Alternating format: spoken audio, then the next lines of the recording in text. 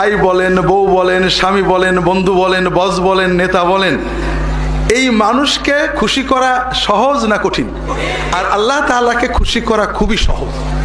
কেন?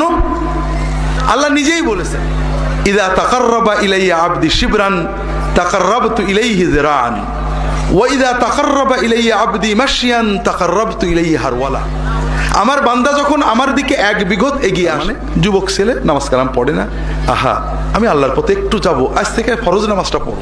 মহিলা নামাজ কালাম পড়ে না, অন্যায় করে, একটু আমি এগোবো, বয়স হয়েছে 60 বছরে নামাজ পড়িনি, অন্যায় করেছে, আজকে থেকে আমি অন্তত এই ভালো কাজটা করব। যখন কোনো আল্লাহর বান্দা বান্দি আল্লাহর দিকে এক বিঘত এগিয়ে যায়, আল্লাহ তাআলা নিজে বলছেন আমি ওই বান্দা বান্দির দিকে এক হাত এগিয়ে চলে যাই।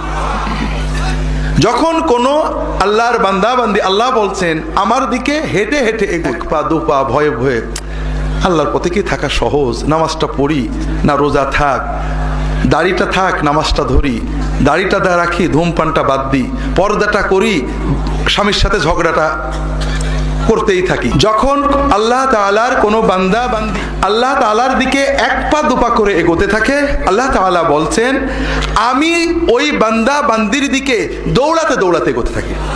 তাহলে ভাইরা, আল্লাহর ওলি হওয়া সহজ না কঠিন? সহজ।